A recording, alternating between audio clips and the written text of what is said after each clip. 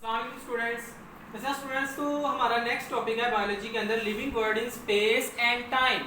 ठीक है कि बेटा स्पेस यानी जगह के अंदर लिविंग ऑर्गेनिजम्स कैसे रह रहे हैं और टाइम यानी वक्त के हिसाब से लिविंग ऑर्गेनिजम्स कैसे इस दुनिया पे आए थे, किस तरह रहे हैं, किस तरह एक्सटिंक्ट हुए हैं, किस तरह एंडेंजर हुए हैं और किस तरह फिर हम आगे से डेवलप हुए हैं। ठीक है तो ये सारा हम इसमें स्टडी करना है।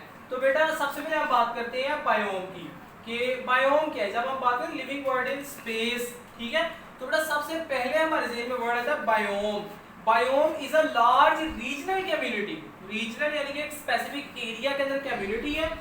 प्राइमरीली सबसे पहले डिटरमाइंड बाय इट्स क्लाइमेट, अपनी जो आबो हवा है, क्लाइमेट है, उसके ऊपर डिटरमाइन की जाती है। ठीक है अच्छा बेटा यहाँ पर एक लाइन लिखी हुई है, इसको आप जरा समझ लेना है। It has been observed that major type of plants determine other types of plants and animals। कि जो plants की major types हैं वो determine करेंगी कि उस region के अंदर कौन से animals आने हैं और कौन से plants आने हैं।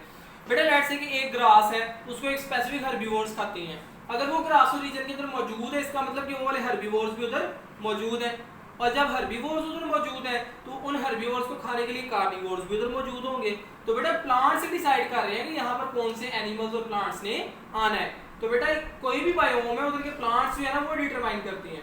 उसके बाद बेटा इसकी एग्जांपल जो है बायोम ऑफ डेजर्ट। डेजर्ट एक अपनी लार्ज रीजनल कम्युनिटी है, उसका अपना बायोम है। ठीक है उसके बाद बेटा biome of tropical rain forest, उसका एक अपना बायोम है। ठीक है तो उसके बाद बेटा नेक्स्ट बात है लिविंग वर्ड इन टाइम। अच्छा बच्चों तो जब हम लिविंग वर्ड इन टाइम की बात करते हैं तो देखो बेटा हमने देखना है कि लिविंग ऑर्गेनिज्म कैसे आए इस दुनिया के अंदर। हमने टाइम के हवाले से बात करनी है कि कैसे आए, कैसे मतलब कि उन्होंने रहना शुरू किया, कब वो डोमिनेंट हुए और किस वक्त वो एक्सटिंक्ट हुए। ठीक है तो बेटा जब हम लिविंग वर्ड इन टाइम की बात करें since the time of origin. Time of origin का क्या मतलब है कि जब इस दुनिया पे लाइफ स्टार्ट हुई। ठीक है of life various organisms were evolved and dominant in their geological period. अच्छा बेटा ये हमें कैसे पता चलता है, ये हमें फॉसिल्स बताते हैं।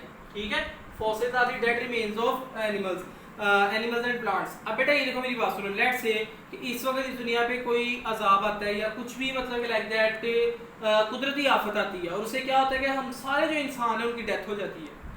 तो बेटा मिलियंस ऑफ ईयर्स के बाद ना अगर कोई फॉसिल्स फाइंड करेगा ना वहां पर सबसे ज्यादा फॉसिल्स जो है ना वो इंसानों के मिलेंगे।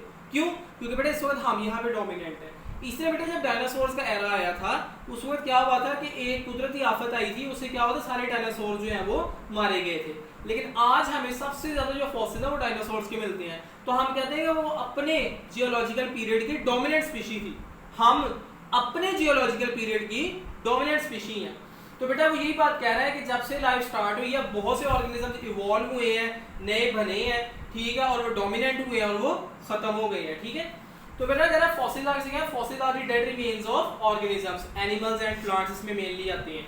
उसके बेटा फॉसिल का यूज क्या है, तो बेटा फॉसिल हेल्पफुल है हमें साइंटिस्ट के लिए कि वो ऑर्गेनिजम्स को एक सीक्वेंस में अरेंज करें। जैसे बेटा एक ऑर्गेनिज्म है वो let's say 10 million years ago जो है ना मतलब उसकी डेथ हो गई थी, एक है वो 20 मिलियन ईयर्स अगो उसकी डेथ हो गई थी। तो बेटा हम ना इस तरह करके एक सीक्वेंस के अंदर अरेंज कर सकते हैं, एक लॉन्ग सीक्वेंस बना सकते हैं। सबसे पहले ये आया, फिर उसके बाद ये, फिर उसके बाद ये, इस तरह एक लॉन्ग सीक्वेंस बना सकते हैं बाय यूजिंग फॉसिल्स। अब बेटा जो स्टडी ऑफ फॉसिल्स है टू फाइंड एवोल्यूशनरी हिस्ट्री, क्योंकि क्या एवोल्यूशनरी हिस्ट्री है वो कैसे एक दूसरे से इवॉल्व होकर बने हैं, उसमें हम जो फॉसिल्स को स्टडी करते हैं बेटा इस प्रोसेस को हम कहते हैं फाइलोजेनी। ठीक है उसके बाद बेटा नेक्स्ट बात करते हैं कि स्टडी ऑफ फॉसिल्स के फॉसिल्स को हम किन किन तरीकों से स्टडी कर सकते हैं। तो बेटा जब हम फॉसिल्स की स्टडी करते हैं तो इसके अंदर दो मेन मेथड्स हैं जिनसे हम फॉसिल्स को स्टडी करते हैं। एक है बेटा सेडिमेंट्री मेथड। सेडिमेंट्री मेथड क्या है बेटा, ये देखो लेट्स से कि ये हमारी अर्थ की लेयर है, उसके ऊपर बेटा एक और लेयर जम जाएगी, फिर उसके ऊपर एक और लेयर जम जाएगी, एक और लेयर जम जाएगी। तो बेटा इनको हम कहते हैं सेडिमेंट्री लेयर्स, ऊपर से ऊपर चलती रहती है। ठीक है अब बेटा लेट्स से कि एक फॉसिल जो है ना वो हमें यहाँ पर मिला है।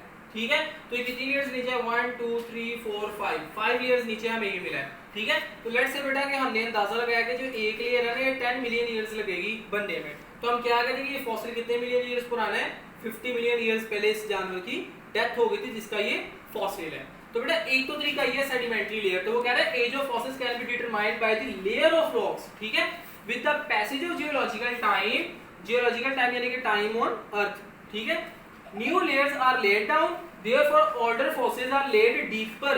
बेटा अगर कोई हमें फॉसिल यहाँ पर आकर मिलता है तो इसका मतलब ये बात अंडरस्टूड है कि जो ये वाला फॉसिल है ये इससे न्यूअर है और जो नीचे वाला फॉसिल है ये पुराना है उससे, ठीक है। तो लेट्स से कि 7 इयर्स नीचे तो मैं कह दूंगा कि ये 70 मिलियन ईयर्स अगो है, ठीक है। उसके बाद बेटा दूसरा मेथड है रेडियो एक्टिव मेथड। बेटा इसके अंदर आपको ना थोड़ा सा हाफ लाइफ वाला कॉन्सेप्ट याद करना पड़ेगा, ठीक है, इसको समझने के लिए। बाकी बेटा आप ये बात याद रख लेंगे रेडियो एक्टिविटी आहिस्ता आहिस्ता कम होती जाती है, ठीक है। अब बेटा लेट्स से कि हमें एक फॉसिल मिला है, ठीक है, तो उसके अंदर बेटा जो रेडियो एक्टिविटी होनी चाहिए, ठीक है, उसके क्या है, लेट्स से कि कार्बन 14 की रेडियो एक्टिविटी 8 गुना है, उससे 8 गुना कम है। इसका मतलब कि पहले हाफ हुई, फिर हाफ हुई और फिर हाफ हुई, 3 मरतबा हाफ हुई तो यहाँ पर पहुंच गई है। अब कार्बन 14 की जो हाफ लाइफ है ना वो 5730 ईयर्स होती है। तो बेटा इसको हम क्या करेंगे 3 से मल्टीप्लाई कर देंगे तो ये 17190 ईयर्स, ठीक है। तो ये बेटा हम कह देंगे इतने साल पुराना फॉसिल है। इस तरह बेटा हम मिलियन ईयर्स को भी कैलकुलेट कर सकते हैं, हंड्रेड्स ऑफ मिलियन ईयर्स को भी कैलकुलेट कर सकते हैं, ये देख के कि उसके अंदर रेडियो एक्टिविटी की अमाउंट कितनी है। तो बेटा इस प्रोसेस को हम डेटिंग कह देते हैं, डेटिंग। अगर बेटा हम कार्बन को यूज करके जो है वो डेटिंग कर रहे हैं तो इसको हम कार्बन डेटिंग कह देंगे, ठीक है। तो कार्बन डेटिंग बेटा ज्यादा मशहूर है क्योंकि इसकी हाफ लाइफ काफी ज्यादा होती है, तो मोस्टली जो सबसे ज्यादा यूज होती है वो कार्बन डेटिंग यूज होती है, ठीक है। तो बेटा that's all about living word in space and time. If anyone have any query he or she frankly ask in comment section or you can contact me personally on Facebook or WhatsApp. Thank you so much.